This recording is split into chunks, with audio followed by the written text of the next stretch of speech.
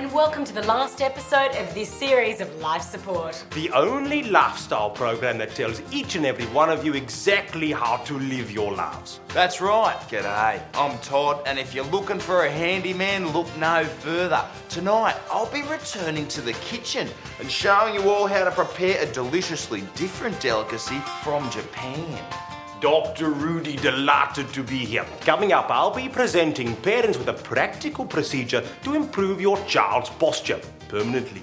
Penny, I'll be giving you young single mums the drum on how you can use your new baby to get ahead in the workforce. I'm Sigourney, and ladies, if you're still looking for Mr. Right, I'll explain why you needn't look any further than your own father. Gee, Sigourney, I'll be on the lookout for that segment. Yes, I think I will too. I definitely will. Fabulous. Well, I think you'd agree that we've got a lot to enlighten you with tonight, so why don't we get started?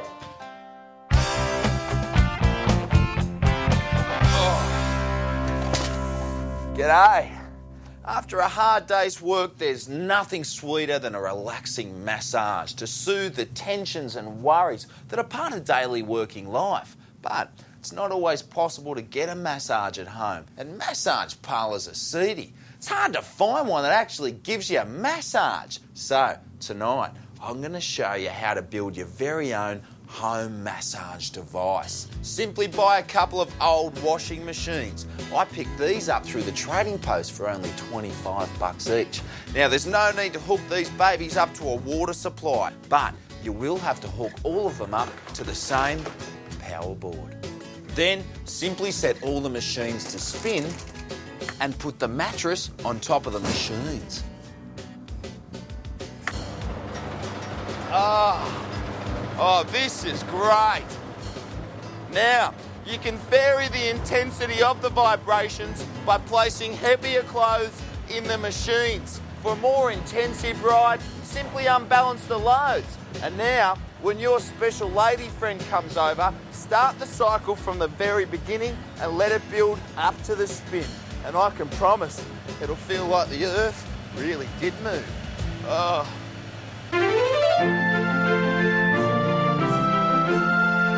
At this very moment, countless refugees are landing on our shores, driven by panic and despair, risking everything in one last desperate grab for a better life. And as a result of this human horror, innocent children are suffering from all sorts of emotional problems. And as modern Australian women, we can't let this happen, because there is something we can all do to help. Firstly, take some calico and draw up a small human shape. Then cut two of these out and sew them together, making sure you leave a small hole. And then fill it with soft stuffing. And sew it shut. All done. Isn't it darling? It's a faceless Amish doll. It's the type of doll used to educate children at Steiner schools. Having no face helps children develop their imagination by letting them project the human features they feel comfortable with onto the doll. So by giving your children this doll, they'll be able to project this faceless image onto the faces of refugees. Once they can see them as a faceless mass rather than individual strangers, our children, like us, can look forward to a less scary tomorrow.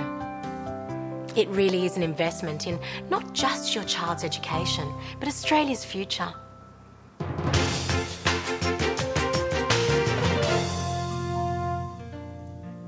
Amber, for God's sake, stop slouching and sit up straight. You too, Kieran. You'll end up looking like the hunchback of Notre Dame. Bad posture is not only detrimental to growing bones and cartilage, it creates an impression of a slovenly personality that can adversely affect a young person's chances in the job market or the social scene in general. Amber! Kieran! You're doing it again! I said sit up straight! But like so many breakthroughs in the history of chiropractic treatment, an exciting new breakthrough has come from an unexpected source. Colin here is a drug courier, and what customs officers have noticed from scrutinizing airport surveillance videos is that though sallow-skinned, sweaty and unhealthy, drug couriers walk erect with excellent posture. And wow, Their body cavities have been packed to the brim with condoms filled with cocaine or heroin, making it now well impossible to tilt the body forward more than 5 degrees off the perpendicular from above the waist. Kieran and Amber may take a little convincing, but a little discomfort and wincing now will pay off big time later. An hour or 2 a day for about 3 months should convince the muscle memory that you mean business. And when Kieran walks tall into the boardroom and Amber becomes a supermodel, they'll have you to thank, spinally speaking. Bye now.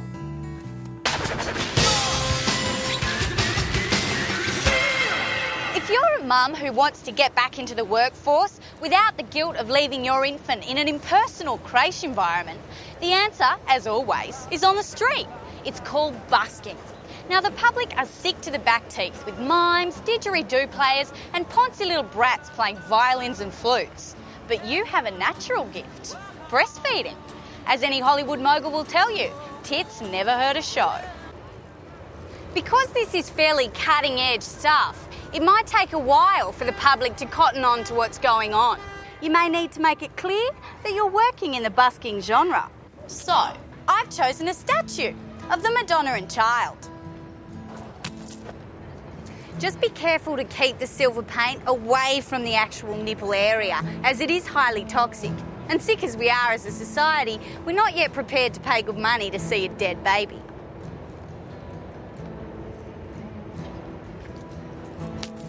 And the good bit is, the child will be exposed to the ethics of the marketplace a good 14 years before he'll be working at Macca's. How character forming can that be? See ya. No, I don't think it's acceptable. I don't think it's very hygienic too, and it's not very nice with someone sitting at another table who's not a family, who doesn't have a family, doesn't have commitments to actually be looking at something like that. If a baby's crying, then it needs to be fed, and it's only being breastfed that it needs to be fed, so I'm all for it. I think it's disgraceful, actually. I think that there is a very close bond between a mother and a child, and that should be kept between the two of them. You know, if you know you're going out for a day and that you're going to have to feed your child, make a bottle. It's like me flopping up, against the wall and go, I've got to go to the toilet. I mean, come on, man. We're humans. We're not animals, I don't know. A breast is a breast. A penis is a penis. Same thing goes,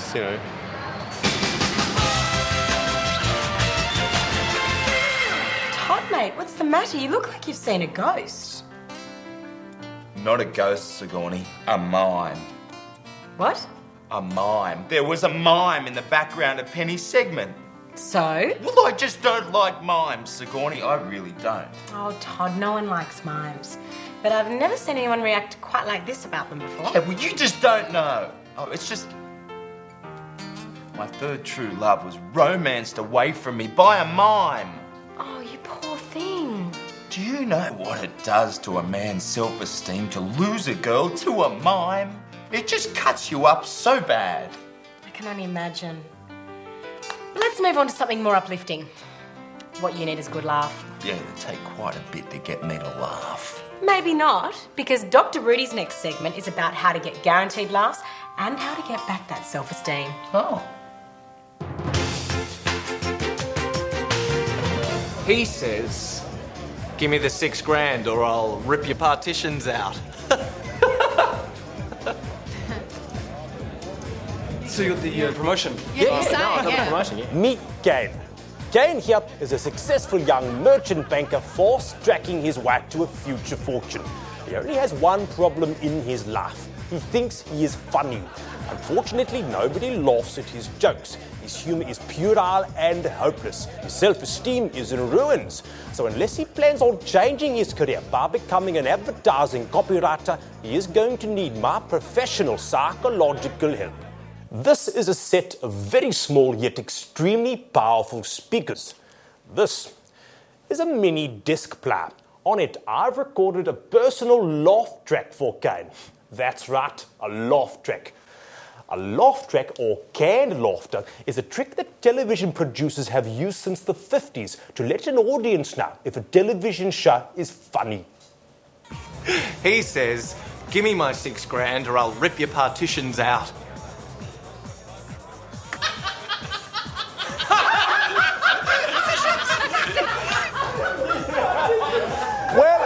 Look at that. Cane can be funny after all. 50 psychology together with 21st century technology. Another winning combination from Dr. Rudy. Bye.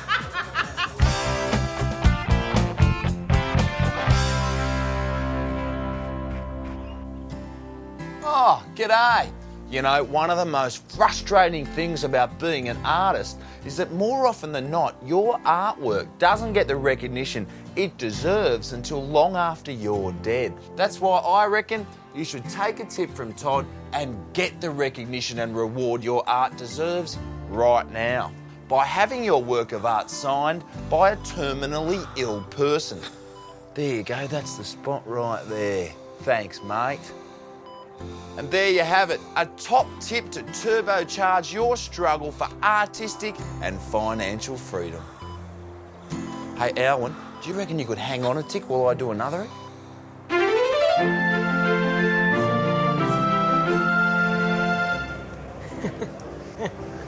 Excuse me for a minute, I'll be right back. I'll be right here waiting for you. How on earth did cigar smoking become fashionable again? A lot of the men that I mingle with think that smoking a $50 cigar that's been lit with a piece of cedar really impresses me.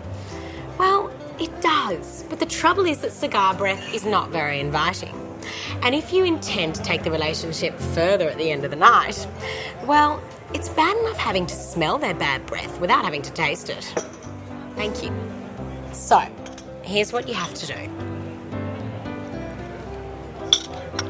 Just severely scald your tongue. That way, your taste buds will be completely numb, so you won't be able to smell or taste anything. True, you could just ask him to use mouthwash, but that'll just make him feel self-conscious. And ladies, the end of the night is not when you want to make him feel awkward. So, what are we talking about?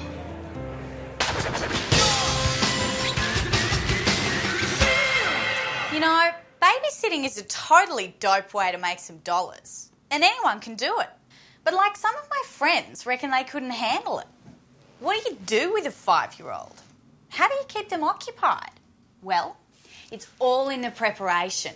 You see, kids just dig doing craft. So, here's a tip to help you get through those long hours of babysitting. Firstly, you'll need heaps of these. And secondly, you'll need a ton of this. Kids are so into the stupid, repetitive nature of craft. And egg cartons are perfect because they're big and easy to use. Good on you, Hi.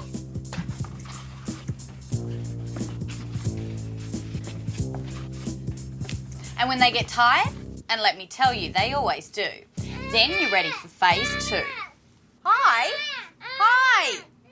Oh, guess that's the end of craft then. And there's still 3 hours of babysitting left to go. But don't worry, you won't have to put up with this for long. As anyone in the recording industry will tell you, egg cartons make choice sound insulators.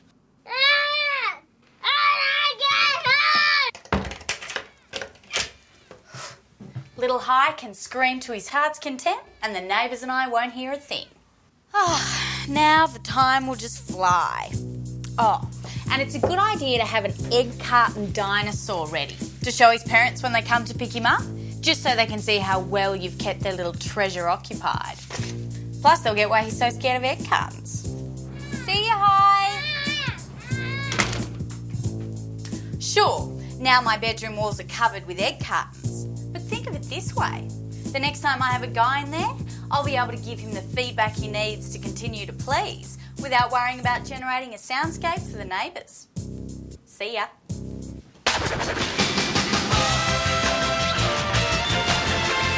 Well, Sigourney, I must say, I'm looking forward to our little break. We undertook quite a task solving the problems of the nation. Yes, we did, Dr. Rudy, but it was unbelievably rewarding work.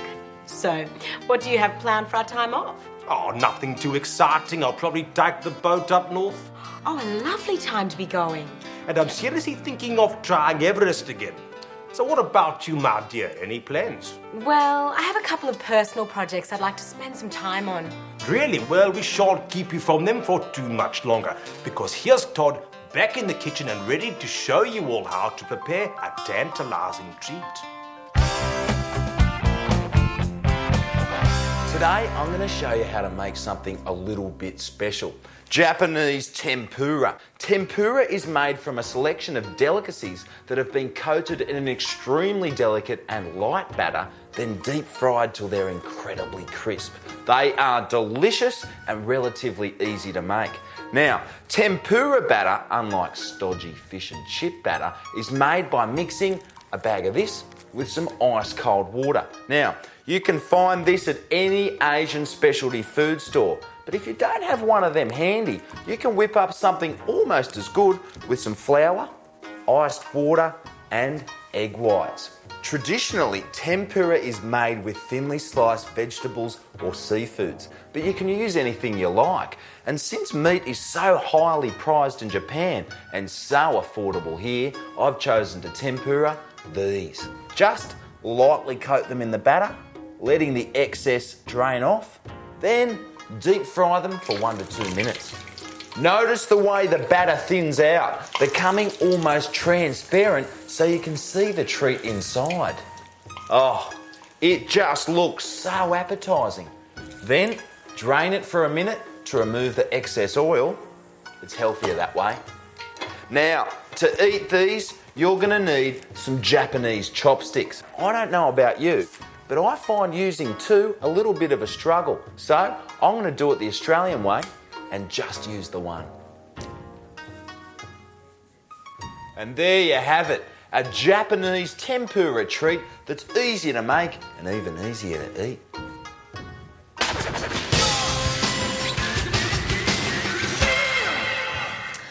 I've been getting stacks of emails lately from kids who are fed up with all the homework teachers keep dumping on them. I mean, what's the point of getting an education when it cuts into your TV watching time? But of course, comparatively, you're lucky. I mean, there are starving kids in the third world who would love to be in your position, but instead they have to work in sweatshops or scavenge through rubbish dumps for food. So it seems to me the solution is obvious. You should help these underprivileged children by outsourcing your homework. That's right. Get yourself a World Vision sponsor child and FedEx them your assignments. Be sure to include a return self-addressed envelope. And by sending them just a few assignments a day, you're allowing a starving child to live vicariously through your education. Of course, you might want to put some thought into the type of child you're sending your homework to. If you're outsourcing maths and physics, get World Vision to find you an Asian kid with glasses. If you want a child who can write a controversial general studies essay on America's sponsorship of state terrorism, find a Nicaraguan, Kurdish or Palestinian kid. It'll read uncannily like Chomsky. At the end of the day, if you have a crisis of conscience about exploiting the child, we'll just get them to invoice you.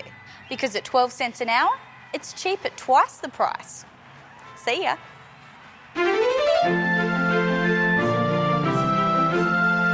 As a modern woman, it's important to be very selective when you choose your friends. After all, your friends' friends are the pool of people that you're most likely to have sex with. So, if you want a healthy sex life with men who have a healthy bank balance, then my advice is to befriend your father. It makes perfect sense. After all, your father has much more eligible friends than you do. They have money, heart conditions, and unattractive menopausal wives, making them ripe for the picking. And men that are much older are fantastically fun to reel in. Because they're so easy, there's absolutely no need to be subtle. Oh, Uncle Roberto, I'd just love to go for a ride in your big old Mercedes. Shall we? Absolutely.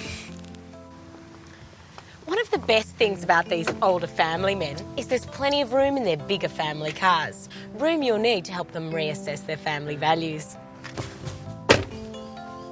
Maybe after he's fully funded a fabulous night out. So you see, ladies, your daddy really is your best friend. I've only been socialising with mine for 2 hours and I'm already having a fabulous time. How's it, Dr. Rudy here? Men, are you married? Has your wife started to worry about your health and especially your diet? If she has, then you're in quite a predicament. because her concerns and constant nagging about what you eat will mean no more fats, no more dairy, less red meat and far less alcohol for you. But don't worry, there is a way for you to indulge in all the things you like, whenever you like. All you have to do is learn how to cook. That's right, men. If you get in the kitchen and learn how to cook, you will be able to eat and drink anything you like. You see, your wife will be so grateful that you are relieving her burden by doing the cooking that she won't care what you are cooking. Terry here has been using this technique for quite a while now and has never been happier. And why wouldn't he be? For dinner tonight, he's made cassoulet, a classic French casserole of duck, bacon, sausage and beans cooked in goose fat. Delicious. And when he serves this to his wife, instead of chastising him for the cholesterol content of the meal, she'll simply think that making such a fine feast just for her deserves a decent bottle of wine. Maybe two. Furthermore, a good meal coupled with some excessive alcohol consumption may be just the thing to rekindle your passions, which in turn will provide you with all the exercise you'll need. Bon appetit now.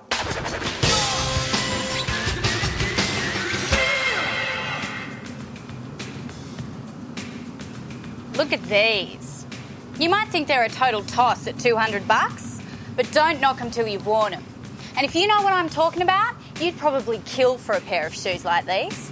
Well, you don't have to, because I've found the perfect way to pick up the latest in streetwear, and it won't cost you a thing. All you have to do is head down to an inner city train line. You see, graffiti artists who tag trains always wear the latest and coolest in street gear. But train tagging is a dangerous art, especially when the artist leans out too far from a moving train. Like this one here. Ooh, Adidas.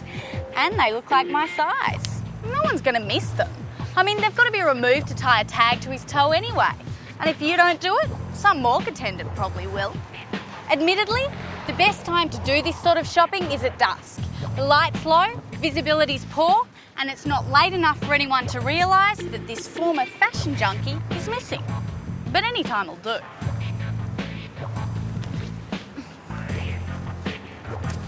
They're a bit big, but some thick socks will fix that. So there you go. You don't have to kill for the latest in streetwear.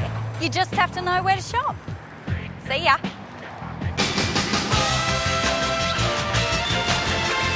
Well, I can't believe it. But here we are, not only at the end of tonight's show, but the end of another series. I know. Didn't time just fly by? But don't worry, Australia. We can be back for you if you let us know you still need us. Yeah, be proactive, people. After all, your problems will probably persist, and harassment always pays off. That's right. But for now, as always, it's been a real pleasure. I know my practical advice has continued to make even more of you healthy, wealthy and happy. And remember, keep scamming the man, people. That way your life will always be just that little bit better. Being one who's not the best at long goodbyes, I'll simply say goodbye. And until we next meet, why not take flamenco dance lessons? And in the meantime, you little battlers keep fighting a good fight and remember to always be good to one another. And I hope we'll be back for you. Goodbye, Australia.